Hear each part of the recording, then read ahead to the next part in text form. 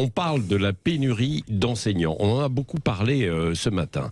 Pénurie d'enseignants parce que, évidemment, le métier n'attire plus pour beaucoup de raisons et notamment aussi pour ses salaires parce que les salaires n'ont pas augmenté alors que le coût de la vie a augmenté et notamment depuis une vingtaine d'années. On avait une responsable tout à l'heure qui était avec nous. Vous avez vu qu'à tel point qu'aujourd'hui, pour recruter des profs, on fait du job dating. Christine Bouillot nous l'avait signalé dans l'Académie de Toulouse il y a quelques temps avec des journées qui étaient organisées. On l'a vu récemment aussi dans d'autres régions et cette semaine à Versailles. Ça fait réagir justement au 0826 300 300 oui. Et on va en débattre aussi avec nos éditorialistes et vous. Et bien sûr Fred qui nous appelle de Paris. Bonjour Fred. Bonjour Fred.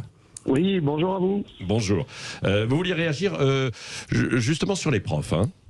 Oui, effectivement, moi je pense, excusez-moi, comme beaucoup, étonné de ce choix de faire des speed dating pour recruter les enseignants quand on sait le rôle majeur de transmission des savoirs à l'endroit des élèves. Je suis un petit peu affolé. D'un autre côté, j'ai appris les mathématiques comme tout le monde, j'ai appris le calcul à l'école, les additions, et les divisions. Les divisions, j'ai bûché et surtout buté dessus.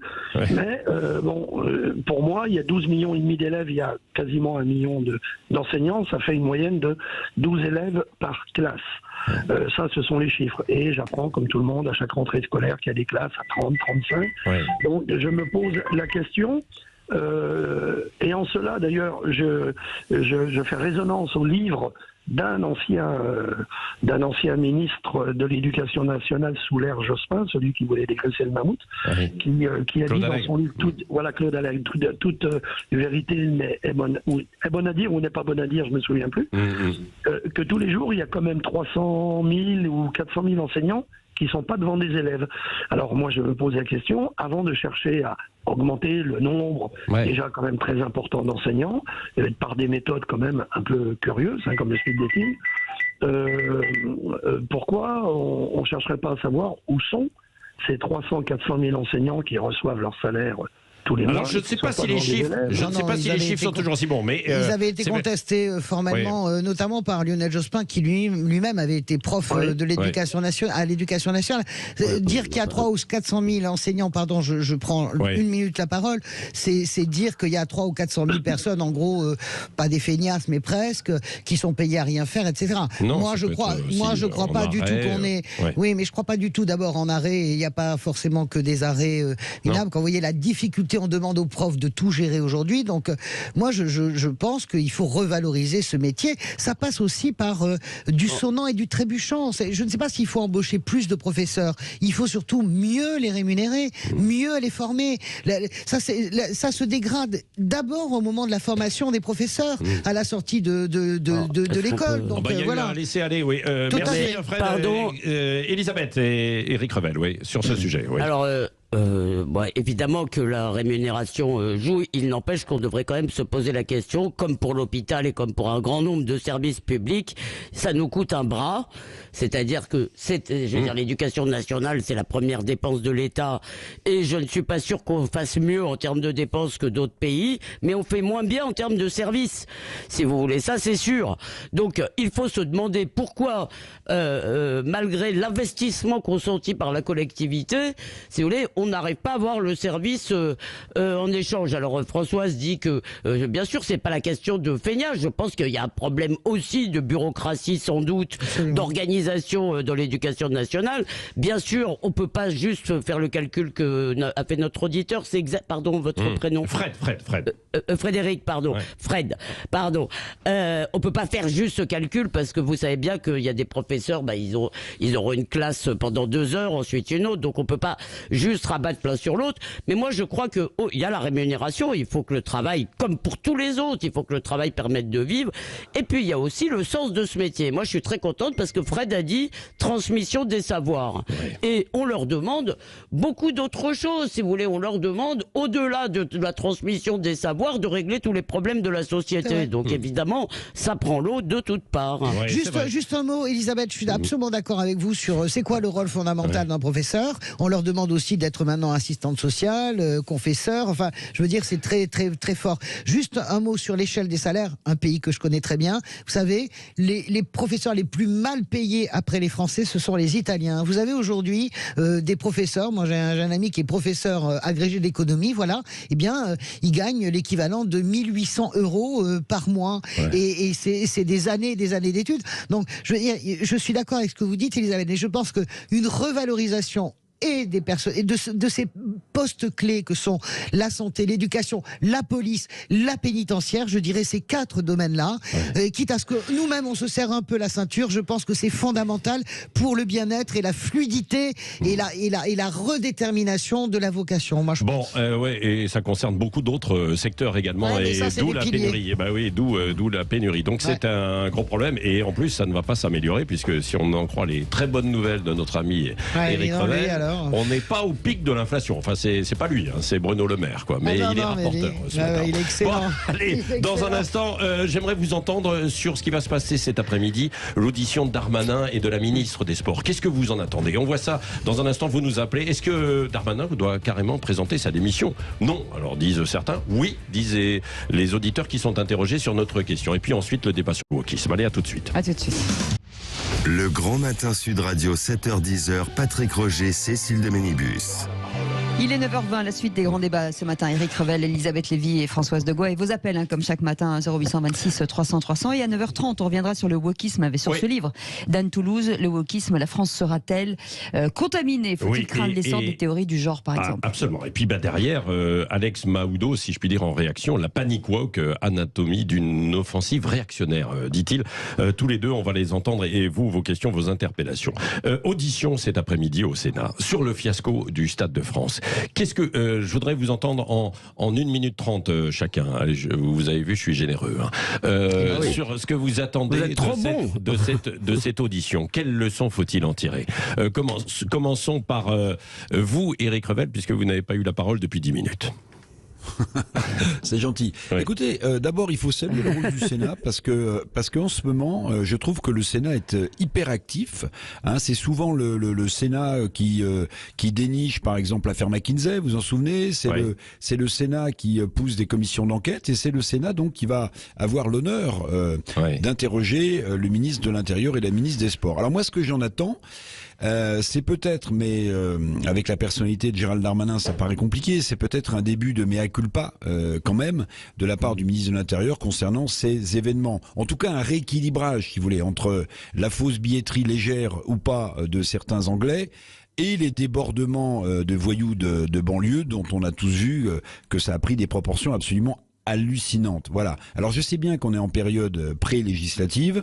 Je sais bien que le pouvoir en place a peut-être peur de mettre un peu le feu aux poudres dans ces banlieues très compliquées.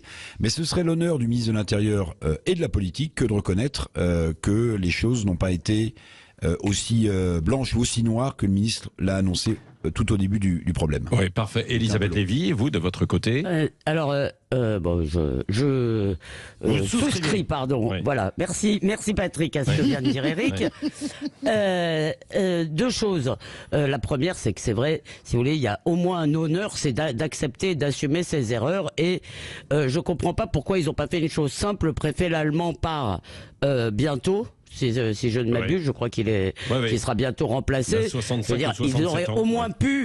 Ils auraient pu le sacrifier, disons, un peu à l'avance pour donner l'impression, au moins qu'il se passait quelque chose. Mais je voulais quand même attirer votre attention. Et donc, alors qu'ils disent qu'il n'y a pas d'erreur, quoi. Oui, mais justement, je pense que c'est encore plus grave de pas reconnaître ses erreurs.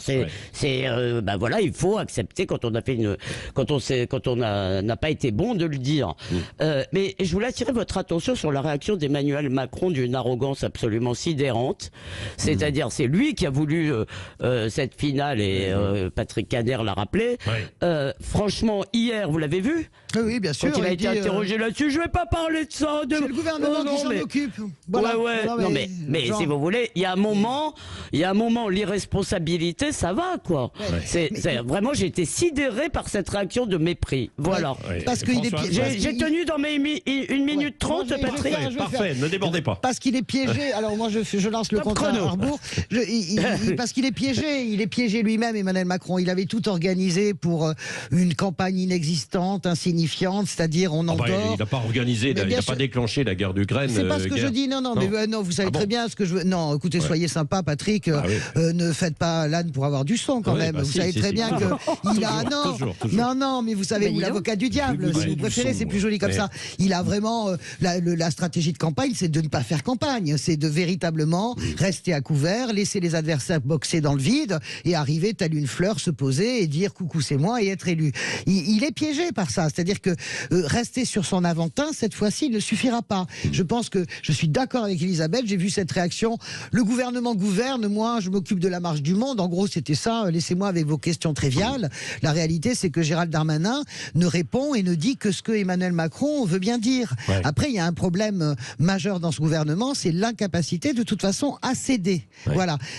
On reste sur des positions intenables beaucoup trop tard. Une position intenable avec les Gilets jaunes, paf, il a fallu casser, il a fallu que l'Arc de Triomphe soit cassé, qu'on soit au bord de la guerre civile pour que ça bouge. Benalla, il a fallu, là encore, je salue ce que dit Eric, la ténacité du Sénat pour que finalement on lâche Benalla et que finalement donc il y a ce côté d'arrogance absolue sur le mode je suis en politique, je gouverne, dont je m'excuse pas. Moi je pense que c'est grave. Dans n'importe quel pays civilisé, au minimum le préfet aurait été limogé et au minimum Darmanin, le ministre de l'Intérieur, aurait présenté sa démission même si elle était refusée. Je crois que là, Emmanuel Macron, je ne m'en réjouis pas, ne pourra pas. Tout est fiasco, chaos et polémique depuis la nomination de son gouvernement. Il n'y a rien qui marche.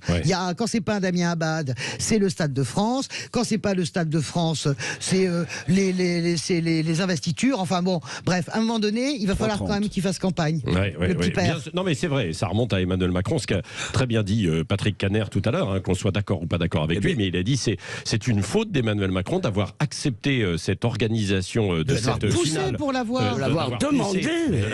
C'était mon édito d'hier, Patrick. C'était le grand silencieux de l'Élysée.